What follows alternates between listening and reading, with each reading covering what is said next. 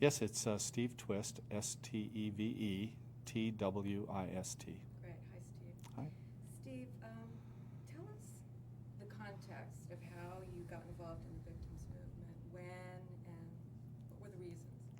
Well, like so many others of us, I was led into the victims movement by a combination of having a solid mentor who I really believe was one of the nation's founders of the movement, Frank Carrington, and then so many compelling stories of injustice, one after another that I saw. But Frank and I first met when I was a law clerk in the early 1970s in the governor's office in Arizona. And I met Frank, who was then the assistant director of an organization called Americans for Effective Law Enforcement that was headquartered in Chicago. They later moved on to San Francisco, but I first made contact with them when their offices were in Chicago. And Frank was quite an advocate, even in the early 70s, for fundamental reforms of the criminal justice system so that it would become more victim-centered.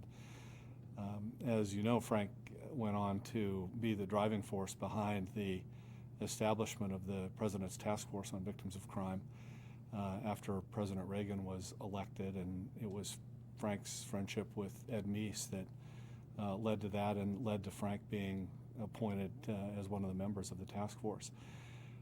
But Frank and I had a lot in common. We enjoyed each other's company. I learned a lot from him. And together, after I graduated from law school, I went to work for the Navajo Nation, lived in Window Rock, Arizona, worked for the tribal council and the police department as their lawyer. And Frank and I decided that we would bring the idea of victims' rights to the Navajo Nation.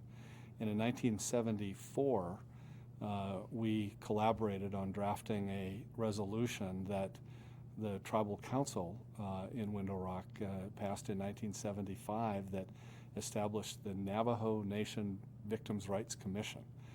It was the first of its kind anywhere in the country, and its focus was to identify issues and challenges for crime victims in the justice system in Indian country, and that was Frank's and my first collaboration together.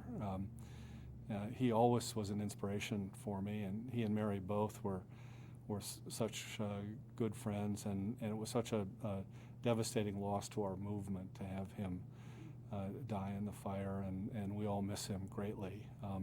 But are always spurred on by his vision and his strength of purpose to reform the criminal justice system. So that's how it started for me. And so the first victim program for you was in Indian country. Yes. Yes. One that we got started in 1975. Describe the field of victims' rights and services when you entered the field in general, the context of it, and what was going on in your world.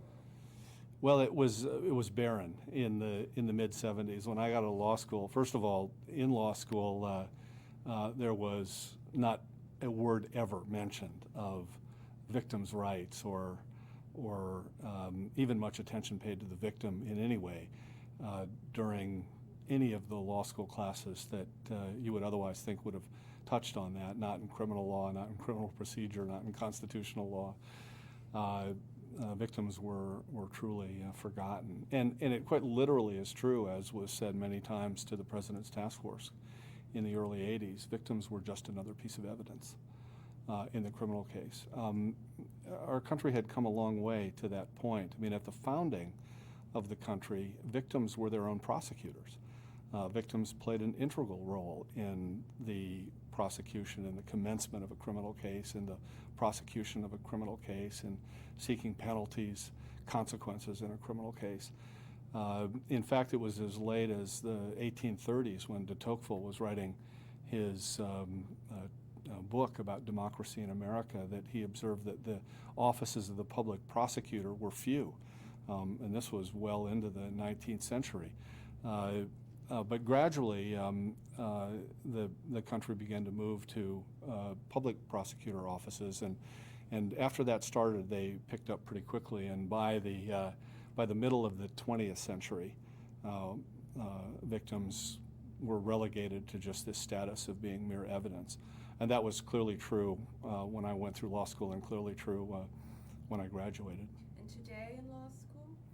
Well, there is just now beginning a revolution in the law school curricula, thanks to Professor Doug Balouf, who has written the first case book on victims in criminal procedure.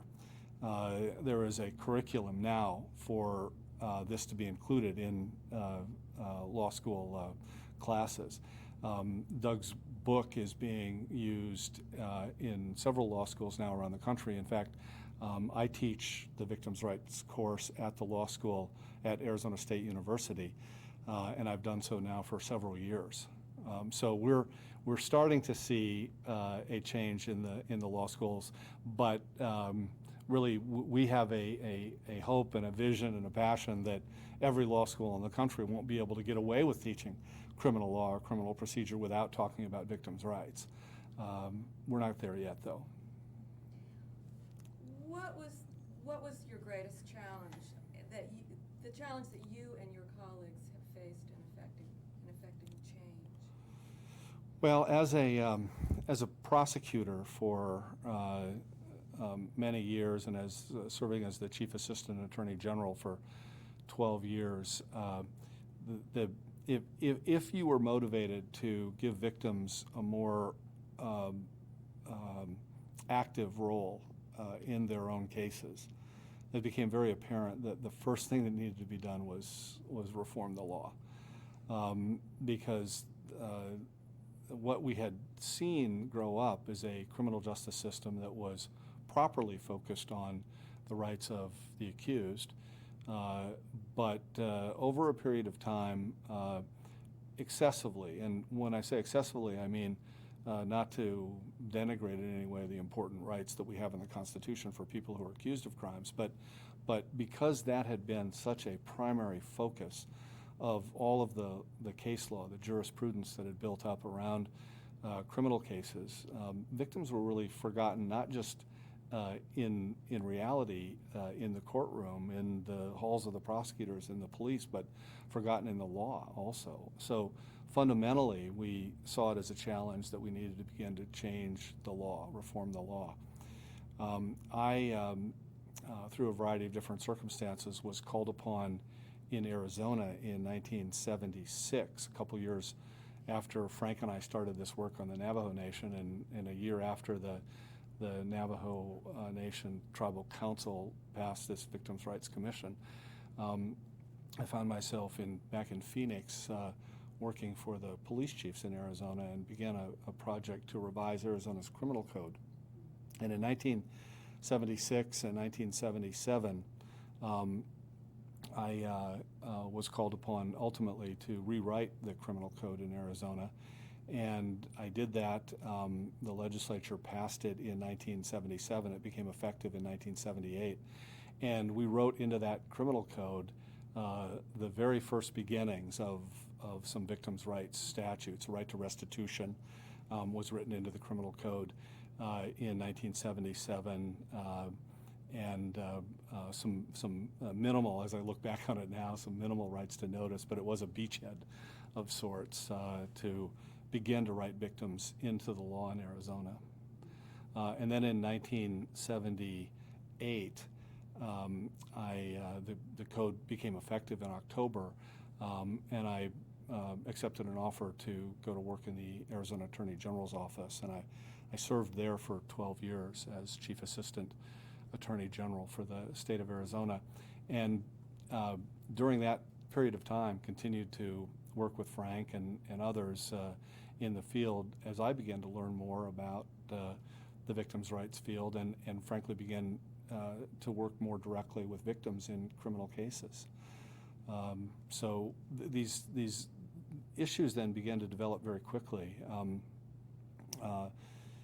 More and more cases we saw where victims were shunted aside.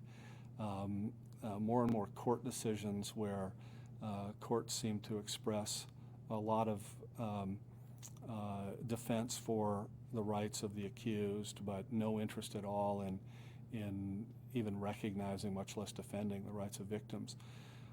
So we started to write more statutes that addressed victims' rights, and we put those statutes into the Arizona Criminal Code in the early 80s, and I began to become more active nationally. And that's when I first met in the probably around 1983 or 84. I met Ann Seymour, and who was then working for the Sonny Von Bulow Victim Advocacy Center in Texas. And we invited Ann to come out and teach us all more about the victims movement. I was then just for the first time meeting John Stein and Marlene Young at Nova, and we invited them to come out and teach us more about the victims movement. And so as I began to learn more about what they were working on and beginning to undertake, we saw more criminal cases. One I remember I prosecuted along with Mel McDonald, a pair of brothers who were guilty and ultimately convicted of hijacking a Purolator armored car that was taking money to the banks in northern Arizona.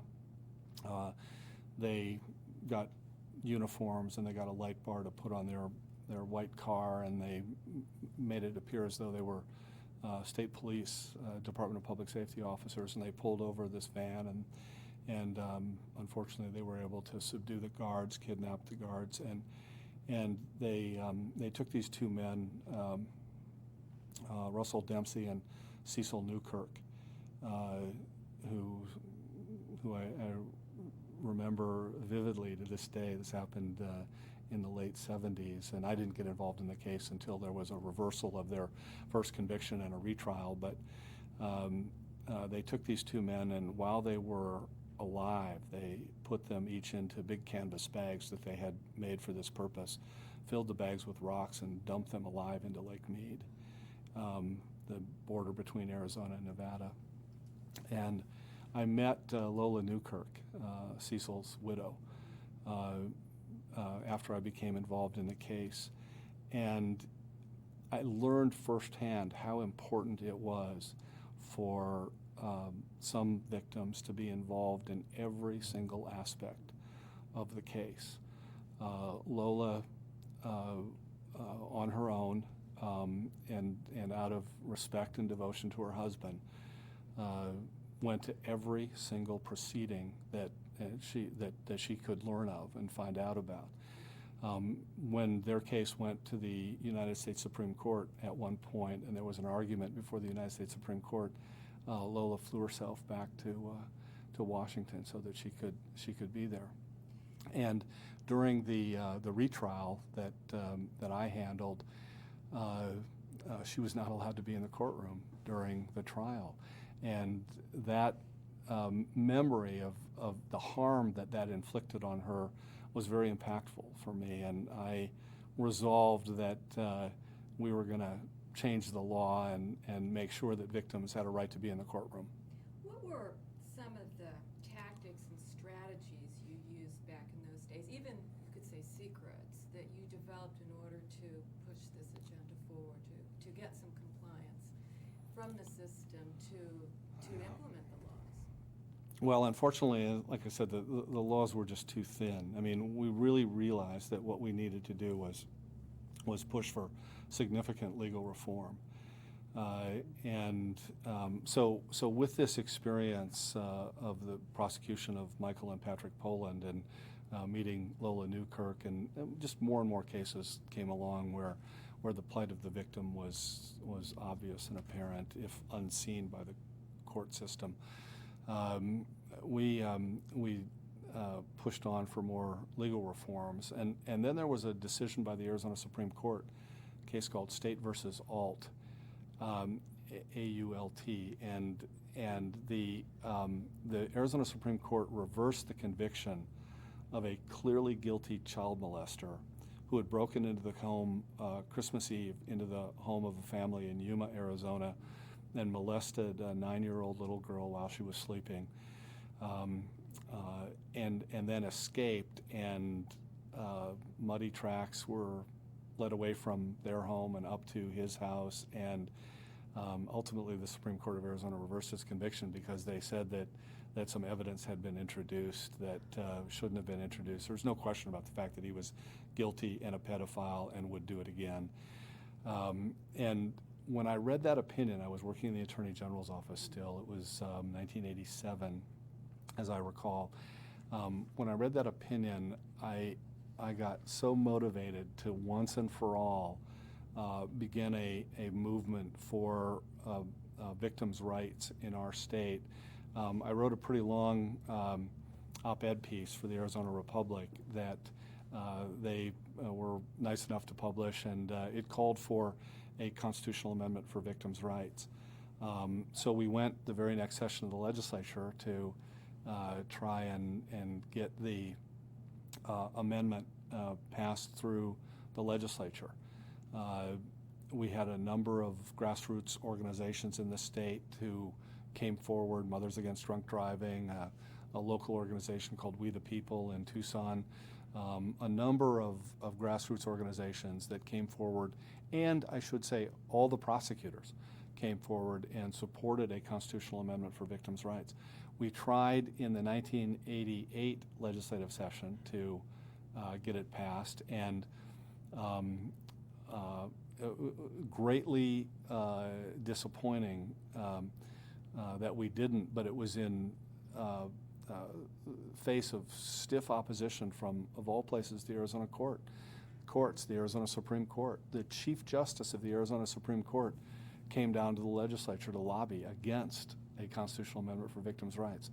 Other judges came out to lobby against it. Of course, the criminal defense attorneys lobbied against it, and we were very close in the legislature, but we just didn't have enough votes to get it passed. So we tried again the next year.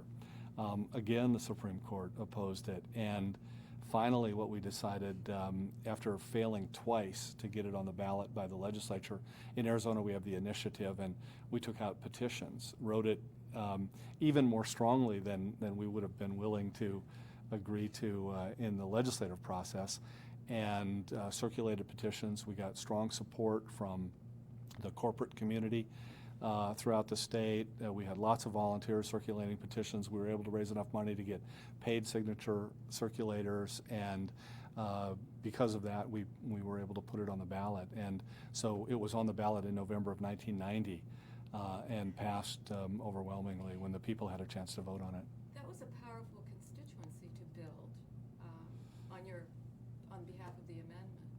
Yeah, we had business community, we had victim advocate groups, we had prosecutors, law enforcement, all in favor of the amendment. And it was, I think, this confluence of events that brought certainly the victims in the decades of injustice that they had suffered to push for the amendment, and the prosecutors, who in some states, frankly, haven't been as supportive of victims' rights, but in Arizona, because we were starting to see the court decisions that were hostile not just to victims' rights, but to public safety rights, that brought the prosecutors to the table, and the business community was just very supportive of anything that the victims groups were pushing for. We had a number of strong businesses. Greyhound Dial at the time stepped forward and made a significant contribution, and the chairman, John Tietz, was a real leader in the business community in that regard. So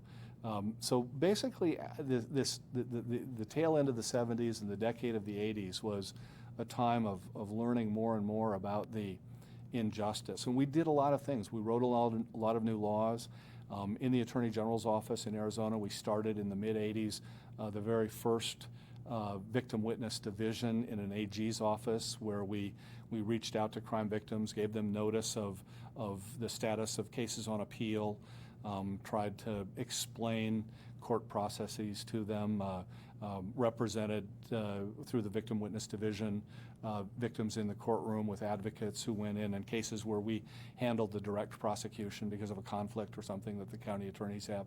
So we were very actively involved in the 80s, writing new laws, having a Victim Witness Division, working with prosecutors around the state, but realized that there needed to be fundamental reform. And in fact, I was invited by the Sonny Von Bulow Victim Advocacy Center to make a series of 3 or 4 speeches at different places around the country at luncheon plenary sessions as part of training programs and roundtables that they were holding. And the focus of those remarks in the mid-'80s was nothing will change. Fundamentally, nothing will change in our country until we can get constitutional rights for crime victims. And that's a message that we started to talk about in the mid-'80s. Finally accepted the challenge ourselves to get a constitutional amendment in Arizona. Started in '87, finally got it in 1990. And then the very next year, the amendment passed in November of 1990, and in January of 1991, I drafted a Victims' Rights Implementation Act for the legislature to consider, and they passed it, and it became effective with some time to get ready for it. It became effective in January of 1992. Have there been failures, areas that just haven't been addressed? Well, one of the things that we know now is that the best statutes, even the best state constitutional amendments, are not enough to change a culture that has become so steeped in its focus only on the rights of the defendant or the rights of the convicted person. So I think I would say at this point it is a failure. All of this reform, all of the best intentions that we've had, all of the great legislation around the country, it's made a difference at the margin, but it has not changed the culture of the criminal justice system. And it won't change the culture of the criminal justice system until we fundamentally reform the supreme law of the United States, which is the U.S. Constitution. What do you perceive to be one of the greatest accomplishments that has promoted victims' rights and needs? I think it's a combination of 2 things. One is we've got a decade or plus experience with, and the other is quite new. The first and fundamental thing are these reforms. And the constitutional rights, there are 33 states that have state constitutional amendments for victims' rights. Some of them are better than others. Some are enforceable, some are not. But in states where we have enforceable laws, they promise to make a difference, and they have made a difference in some cases. Unfortunately, the second thing that we've needed to do, we haven't done until just recently. If you think about the parallel with defendants' rights for a second, defendants' rights were written into the U.S. Constitution as part of the Bill of Rights. It was the very first Congress. James Madison took to the floor of the first Congress and offered the Bill of Rights, really as a way to save the Constitution, to save the debate that had been brewing and raging really in the states over ratification. And there was a lot of concern about whether states would begin to break away. And anyway, the Bill of Rights was introduced by James Madison, drafted and introduced as a way to sort of bring together the Federalists and the Anti-Federalists at the time. And within 3 months, they were passed by the Congress. He proposed 12 amendments. Within 3 years, 10 of the 12 amendments were ratified. And they became an engine for rights to be protected in the new government. But if you think about it, as those rights applied to criminal defendants, it really wasn't until the middle of the 20th century that those rights began to change the culture of the criminal justice system in our country. It was not until the middle of the 20th century that the Supreme Court decided that the rights were even applicable to the state criminal justice systems. And in a series of cases after that, why the court went on to say one right after another is binding upon the state criminal justice systems. And they were incorporated into those systems through the 14th Amendment.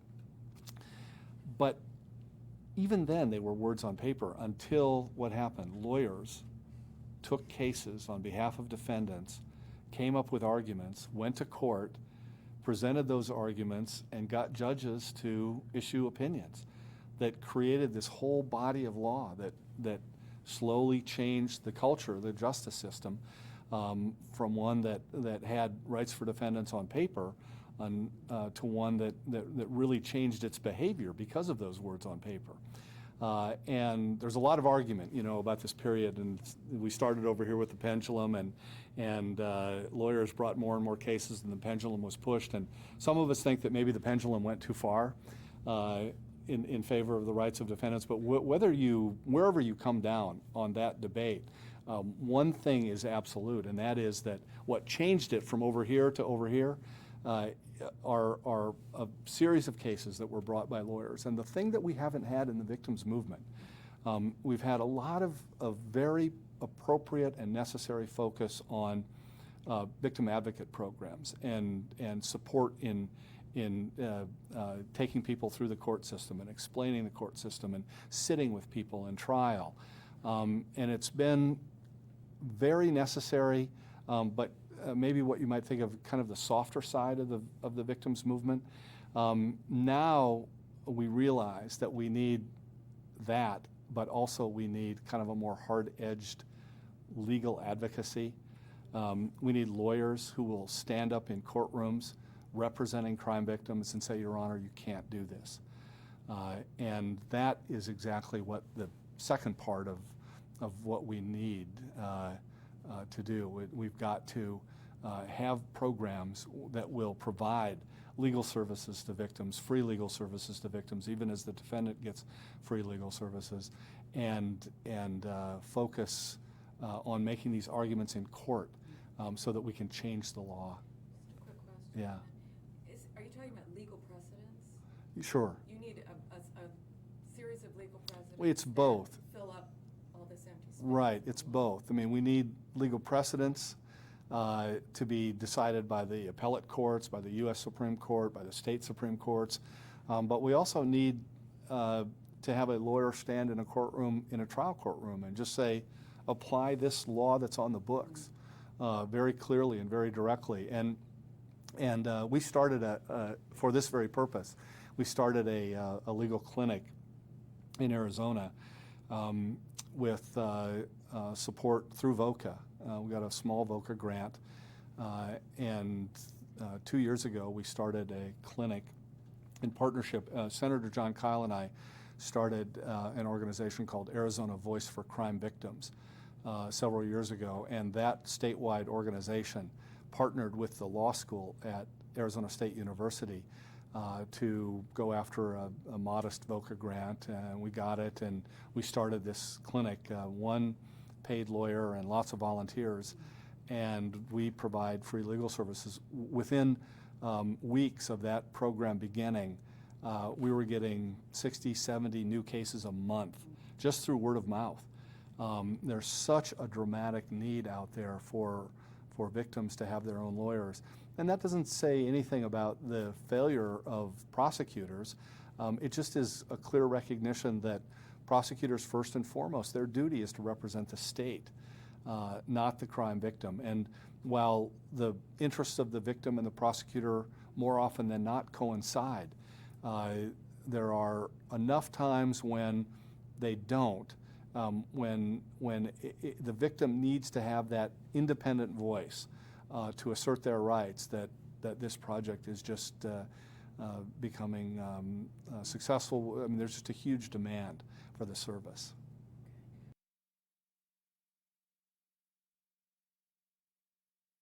Could you give me some historical background on the constitutional amendment, the federal one? Sure. Of course, the idea for a federal constitutional amendment first came to prominence in the President's Task Force report in 1982. among their many recommendations, indeed the final recommendation that they came out with at the urging of the Attorney General, who was the Attorney General of Washington, who was a member, Ken Eikenberry. Ken had proposed to the task force that there be a federal constitutional amendment, and the task force indeed reported out a recommendation that the Sixth Amendment to the United States Constitution be amended to include for victims the right to be informed, present, and heard at all critical stages of the case. And that, of all the many recommendations that were revolutionary, that was probably the most profoundly revolutionary, to propose an amendment to the U.S. Constitution. And now, as we look back on it 20 years later, how insightful Ken Eikenberry was, and the task force to follow his lead to make that recommendation, because that's the one thing that fundamentally we know now has to be done in order to change the culture of this criminal justice system that still all too often treats victims like evidence. What happened after the amendment proposal was reported out by the task force, a number of the leaders of the victims movement nationally got together under the leadership of NOVA and Mothers Against Drunk Driving. And there was a conference held. Bob Preston was one of the men who presided over, one of the people who presided over that conference. And there was a conscious decision made at that time, this was in the mid-'80s, not to pursue a federal constitutional amendment, but instead to take a more conservative and deliberate approach, perhaps, to get amendments to the state constitutions passed, get state laws, and use the states as they were intended, in a way, to be these experiments or laboratories of democracy where we could try different ideas and test different language and see what worked and what didn't. And indeed, that's the conscious course that was followed. And back then, there were no states with constitutional amendments for victims' rights, and now there are 33. In 1995, 1996, we reconvened the National Victims Constitutional Amendment Network, which is made up of a number of the country's leading victims' rights advocate organizations and leading members, met in Breckenridge, Colorado, at a little ski home, vacation home that was owned by a friend of Bob Preston's. And we decided, we discussed and decided whether or not it was time to pursue a federal constitutional amendment, now that we had these states in place and had really more than a decade of experience with state constitutional amendments. And the decision was made to go forward. I was asked to take that decision to Senator John Kyle, who we had discussed as being a possible champion for us.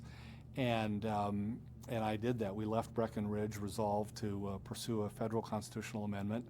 I met shortly thereafter with Senator John Kyle, who's one of the two U.S. senators from Arizona. Senator Kyle was immediately supportive of the idea, and said that he wanted to pursue it. He wanted to pursue it in earnest.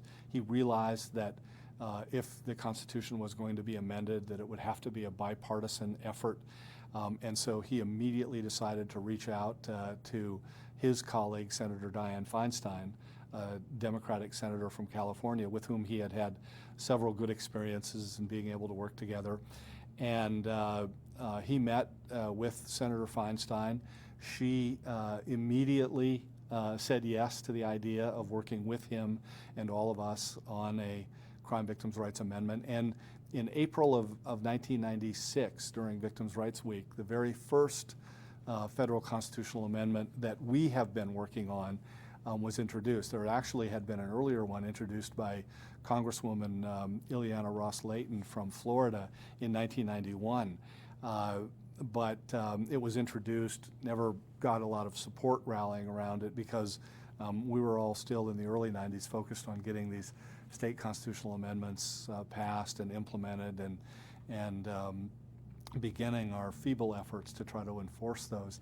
In hindsight, at that time in the 95, was there any feeling that, oh, we should have done it, we should have started right after the No, excuse me. No, I don't think so. I think we pretty much concluded all along that it was the right thing to do, and I think in hindsight, it was the right thing to go after the states first, to get a critical mass of states together to show a body of law that was really inadequate in all its grandeur, still inadequate to change this culture of the criminal justice system. Literally every year since April of 1996, we've had hearings. The high water mark at this point for the federal constitutional amendment has been 3 days of debate in April of 2000 on the floor of the Senate. And I have to say, again, this has been a very bipartisan enterprise. The former administration, President Clinton, Vice President Gore, have both supported an amendment to the U.S. Constitution. Attorney General Janet Reno came and testified several times on the Hill in the House and the Senate in favor of a federal constitutional amendment for victims' rights. And that was a big step because they acknowledged in their support that these problems that victims face will only be solved with a federal constitutional amendment. We were never quite able to reach cloture with the former administration on the language, the precise language of the amendment. But notwithstanding that, they were supportive of an amendment. Support for an amendment is found in the platforms of both national parties, the Republican National Committee and the Democratic National Committee. There are a number of strong Democratic leaders in the Senate. Senator Feinstein, of course, has been the principal champion, but Senator Lieberman has been a co-sponsor. Senator Biden has been a co-sponsor. A number of very strong Democratic leaders in the Democratic caucus have been supportive of a crime victims' rights amendment. So it's been very bipartisan. But the high water mark was in April of 2000. We had 3 days of debate on the floor of the United States Senate. And it became clear, you know, the rules in the Senate are you don't get to vote on an actual proposal until you can get a petition for cloture. If there are members of the Senate who want to filibuster, it takes 60 senators to close off debate. We think that we were very close. We had 57, 58 senators, but we didn't have 60. So seeing the realities of that, Senator Kyl and Senator Feinstein decided to pull the amendment. And in the weird way of Washington, if we had gotten 2-3 extra senators to vote for cloture, we would have gotten 67 to vote for the amendment. That's what you need to pass the amendment, 67 out of the 100 senators. But if we had only gotten 60, because it's a lot harder to vote against the amendment than it is to vote for more debate. And so we feel pretty strongly that we would have had enough Republicans and Democrats. But frankly, the challenge for us remains to reach out to more Democratic senators to try to get their support for the amendment. We're very hopeful. The president now is strongly behind it. I think Senator Lieberman will be a good voice. Senator Feinstein, of course, will carry on the battle, and we're pressing on and getting, I think, closer every year that we do this. But it is very frustrating, I have to say. It's very frustrating that the members of the Senate and the members of the House have not done this yet. It is hard to understand the fears that cause them to cling to the status quo when the status quo is so unjust. But we're going to stay positive, be optimistic, and try to make the case. Does it continue to be a question of language? I don't think so. I don't think it is a question of language as much as it is a concern on the part of some Democratic senators that we might be infringing on the rights of the accused in some way. And we have tried very hard to explain that that's not the case. In fact, one of our leading scholars is Professor Larry Tribe from Harvard University, a constitutional law scholar, greatly respected in the Democratic caucus, one of the most eloquent liberals in the country, and he strongly supports the amendment. He strongly supports the Crime Victims' Rights Amendment, and has said in testimony and in letters he's written that the fear that this will undermine defendants' rights is groundless. But we still have this challenge. We have the challenge of some of the national groups that are constituencies of the Democratic Party, the American Civil Liberties Union, and others who are opposed the amendment, and unfortunately, you know, we need to reach out to them some more too, and try to convince people that that this just expands the civil liberties that all Americans enjoy, and it's not a zero-sum game. What's needed today to continue the growth and professionalism of our field? Yeah. What's missing? What's blocking? Well, first and foremost, the amendment is missing. I mean, nothing fundamentally will change in the culture of this justice system without rights for victims being written into the U.S. Constitution. And more and more stories of injustice and abuse. I mean, the sad truth is, with all of these changes that we've been able to bring about, today in a courtroom in America, the parents of a murdered child won't be allowed to sit through the trial because some rule will be invoked and they'll be excluded. A woman who has been battered for years won't be notified of her batterer's bail hearing and won't be allowed to tell the judge about her safety needs before a release decision is made. A rape victim somewhere in a courtroom today won't get notice of the sentencing proceeding, won't be allowed to speak during the sentencing proceeding. A homicide survivor, a family member, loved one, won't be allowed to tell the jury what their recommendation is on a sentence in a capital case, even though the defendant and the defendant's family will have that right in that same courtroom today in America. So one after another, and it's very hard. And in my talks in the mid-'80s, nothing's changed since then. I said even the most caring victim advocate, even the most well-trained victim advocate, finds words impossible to assuage the grief that's caused by the system itself. How do you explain to the parents of a murdered child that the murderer's parents get to be in the courtroom during a sentencing, but they don't, or during a trial, but they don't? How do you explain these things in the American justice system? Really, first and fundamentally, it needs to be the birthright of every person in America to have their rights as crime victims written into the federal Constitution. And we know through the course of our history, this is the way we change things. In which case, what advice can you give to professionals and volunteers who've joined our field in the past decade? I would say the advice is to continue to fight for reform of the laws. Don't think that because we've come this far, we've come far enough.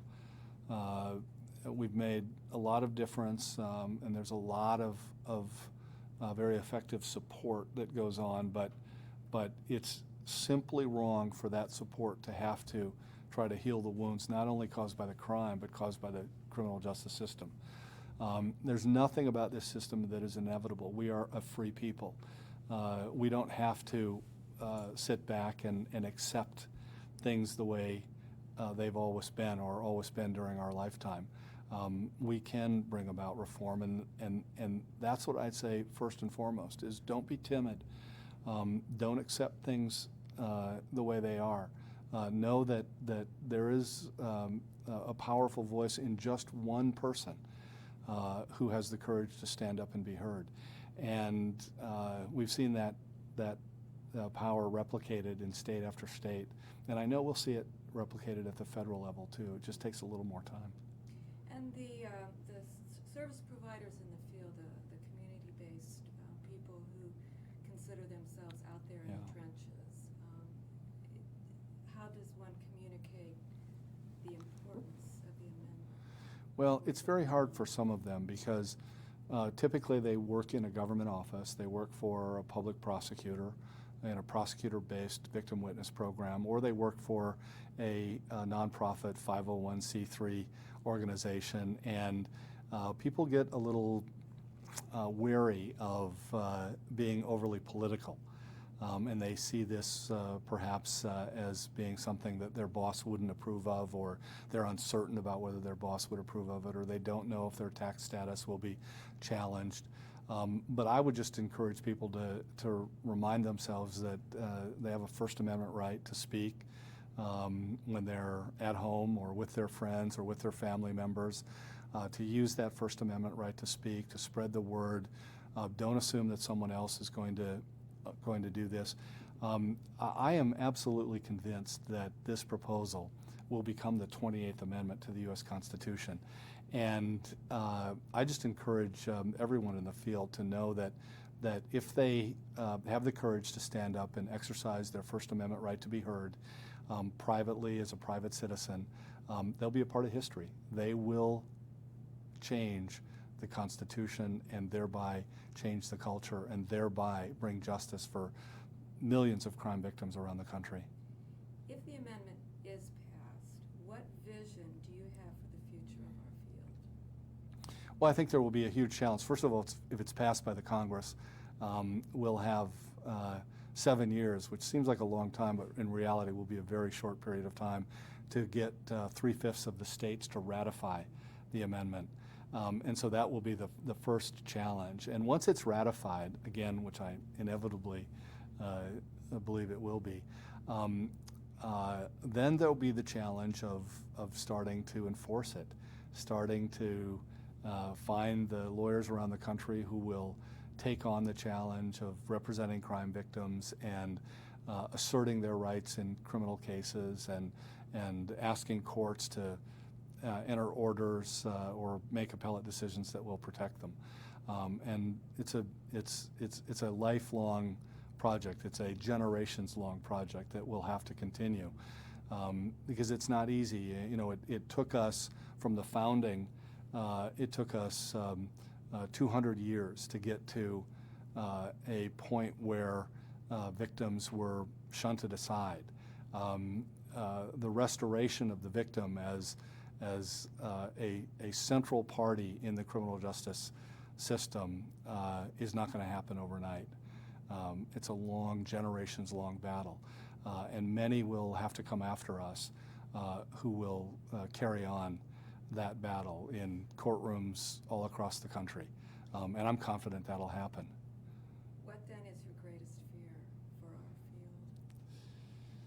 field? Well, I guess my greatest fear would be that we'll be unsuccessful in getting the amendment passed. But when I think about all the dedication of all the people who have worked in the field, and really you have to think about this in two categories.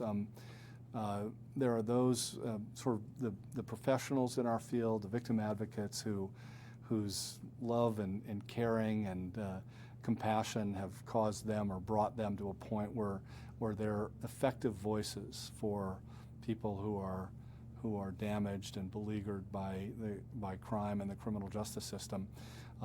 There are real leaders in that field. I think of Marlene Young and John Stein and Ann Seymour, David Beatty, all the many sort of giants of this movement who have been inspirations for me and so many others. That legacy and that challenge is going to continue on, and I think it will spur on new generations. And sadly, the other thing that sanctifies this movement really is the loss and the pain that's suffered by the victims and their stories. I mean, more than any lawyer's argument, more than any constitutional debate, more than any academic exposition, it's the stories of the injustice that will carry this movement to its successful conclusion. Just now, I'm representing Mr. Dwayne Lynn, He's from Phoenix. He and his wife Nyla were married almost 50 years. They were 3 months short of their 50th wedding anniversary when Richard Glassell walked into a homeowners association meeting that they were attending and began to shoot into the crowd. He shot Nyla in the back, propelling her forward literally, where she fell into Dwayne's arms and spoke her last words to him and died in his arms. In Arizona, he has a constitutional right to be heard at any proceeding involving sentencing. The legislature has further defined that to mean he has a right to offer an opinion on what the sentence should be. We went to court on behalf of Mr. Lynn to ask the court to enter an order protecting his right to offer a recommendation on what the sentence should be. The court denied us our request. We filed a petition for special action in the Court of Appeals. The Court of Appeals denied the request. We filed a petition for review with the Supreme Court, and while they granted the petition for review, they wouldn't impose a stay, so the sentencing proceeding went on. And at that sentencing proceeding, the defendant had a legal right to make a recommendation to the jury. The defendant's family had a legal right to make a recommendation to the jury. The prosecutor made a recommendation about what the sentence should be. The defense attorney made a recommendation to the jury about what the sentence should be. It was only Mr. Lynn, only the victim, who was denied the right. Despite these good laws that we have in Arizona, Mr. Lynn was denied the right to make that recommendation. He was allowed, because of the changes we have, he was allowed to say to the jury who Nyla was. He was allowed to tell the jury of their life together, how much he loved her, how much he missed her, how she died in his arms, how they were 3 months short of their 50th wedding anniversary, and that the money that they had saved for a trip for their wedding anniversary, he had to spend on a casket for her. But he was not allowed, despite the fact that all these other people could speak, he was not allowed to say, and therefore, ladies and gentlemen of the jury, I ask you to impose life imprisonment and not the death penalty, which is what he wanted to do. Our law is so upside down that the courts are saying it's a violation of the defendant's Eighth Amendment rights for a victim to stand and ask for life and not death. Only when we get the Constitution. This story, and Mr. Lynn, if people could hear the damage and the harm in his voice that injustice has caused him, the fact that he is not permitted to speak when all these others are permitted to speak, when it was his wife who died in his arms, when people hear stories like Mr. Lynn's and all the other stories of injustice that pile up week in and week out around the country, ultimately their voices will change the country.